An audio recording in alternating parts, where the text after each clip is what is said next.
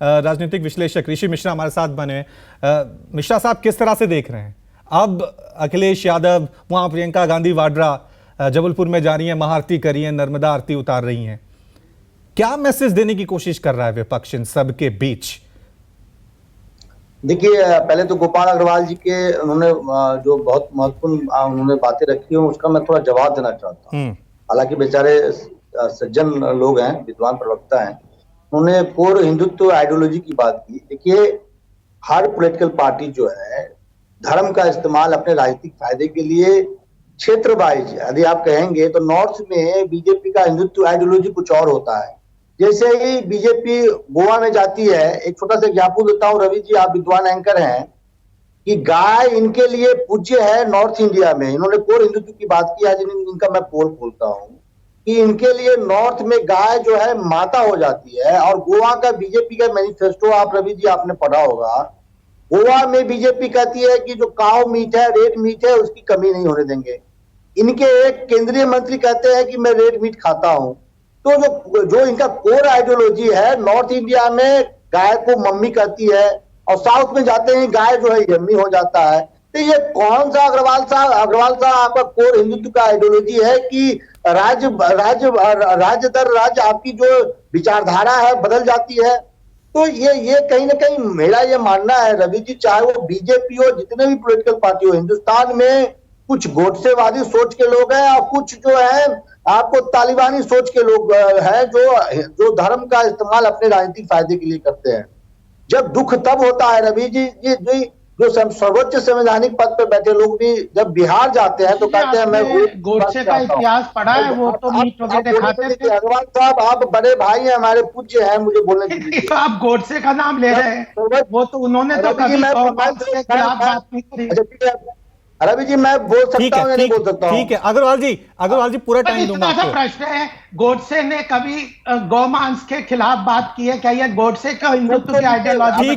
ठीक है अहिंसा है हिंदुत्व की आइडियोलॉजी। ठीक है, गांधी जी की आइडियोलॉजी को हिंदुत्व की आइडियोलॉजी मानते हैं। आप अपने आप से कुछ भी कहिए, हमारे को गोडसे की आइडियोलॉजी क्यों कह रहे हैं? हमारा गोडसे से कोई संबंध नहीं है। बना रहे थे कि मैं 30 मिनट से चुप था, तो मैं भी 38 मिनट से चुप था। आप अपने विचार से कहिए, हमें गोडसे की आइडियोलॉजी का भक्त मत। ठीक है अग्रवाल जी, ठीक है अग्रवाल जी जवाब देने दीजिए। अग्रवाल जी जवाब दें जल्दी से। देश के सर्वोच्च पद पे आसीन हमारे प्रधानमंत्री बिहार जाते हैं, माननीय प्रधानमंत्री नरेंद्र मोदी जी, तो कहते हैं मैं ओबीसी वर्ग से हूं।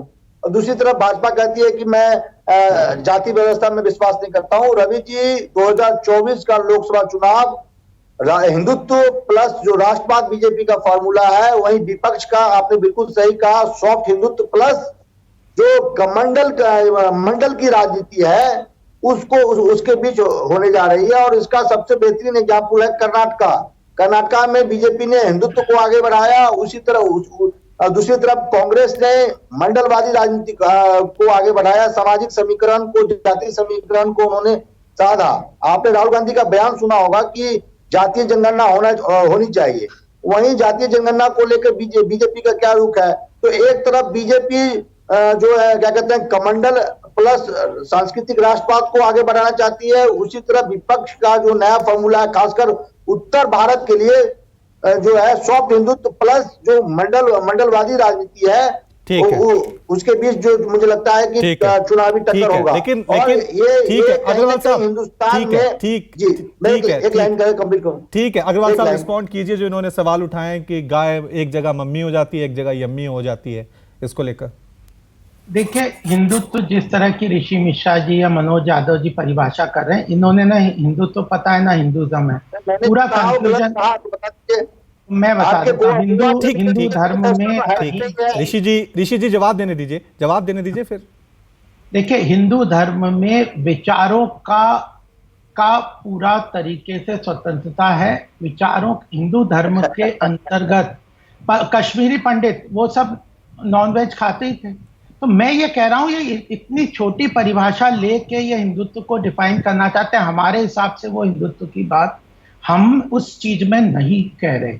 हमारे हिसाब से गाय माता पूजनीय है या नहीं है? बिल्कुल है, होना चाहिए। आप बताइए, आप हाँ या ना बोलिए। तो प्रदेश गौवध होना चाहिए, उसके समर्थन में आप, यानी आप गोवा में गौवध कर, आप बता दीजिए ना, आप क्या कहते हैं, आप बता दीजिए, आप हिंदू हैं या नहीं? आप बीजेपी के हिंदू नेता हैं, हैं, आप हिंदू हैं, तो आप बताइए राम मंदिर बनना चाहिए या नहीं है? आप बताइए राम मंदिर बनना चाहिए था कि नहीं? आप औरंगजेब को सांप्रदायिक मानते हैं कि नहीं? ठीक है मिश्रा साहब संग्राम में ठीक है, मेरे पास योगदान मानते हैं या नहीं? आप आरएसएस को इस देश में सामाजिक रूप से जिस तरह का बदलाव का आंदोलन कर रहे हैं उसको मानते हैं नहीं? ठीक है, मेरे पास थोड़ा सा 1 मिनट बचा है, मेरे पास 1 मिनट बचा है, मैं 20 सेकंड।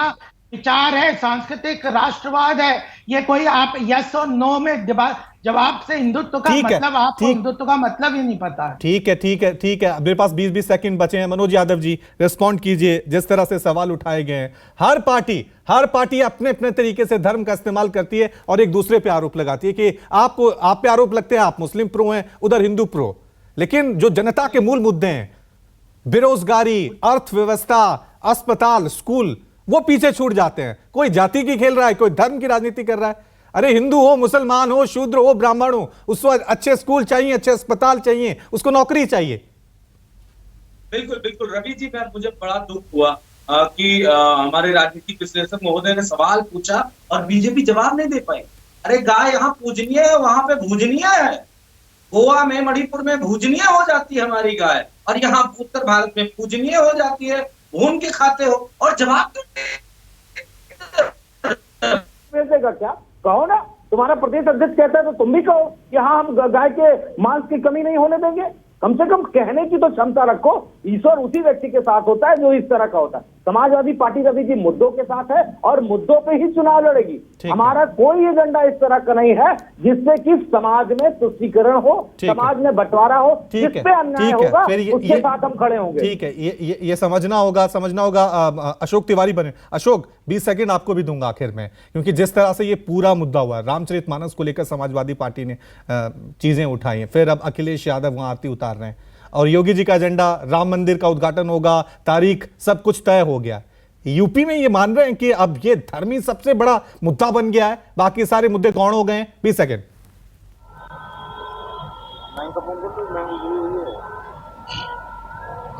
देखिए, दरअसल ये नहीं कहा जा सकता कि उत्तर प्रदेश में धर्म ही सबसे बड़ा मुद्दा बन गया है। जहां तक आपने रामचरितमानस का सवाल उठाया था, तो समाजवादी पार्टी के जो नेता है स्वामी प्रसाद मौर्य, उन्होंने सबसे पहले रामचरितमानस को लेकर उत्तर प्रदेश में बयान दिया था और काफी दिनों तक वो अपने बयान पर कायम भी थे। लेकिन बाद में समाजवादी पार्टी के जो शीर्ष नेतृत्व है, जिसमें प्रोफेसर राम गोपाल यादव हैं या तमाम सारे जो बड़े नेता हैं, शिवपाल यादव, पार्टी के अध्यक्ष अखिलेश यादव, उनकी तरफ से उनको ताकीद भी किया गया था कि ऐसे मामलों को ना छुए जिसका नुकसान पार्टी को उठाना पड़ सके। तो उसके बाद से उस तरह की बयानबाजी उनकी तरफ से देखने को नहीं मिली है। लेकिन इतना जरूर है कि उत्तर प्रदेश में अयोध्या का राम मंदिर, मथुरा का मुद्दा या काशी का जो काशी विश्वनाथ मंदिर, काशी विश्वनाथ कॉरिडोर है, ये भी एक बड़ा इसी नोट के साथ अशोक यहीं पे चर्चा को विराम देते हैं।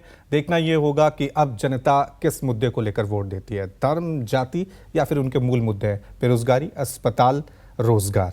बहुत बहुत शुक्रिया आप सभी मेहमानों का चर्चा में शामिल होने के लिए।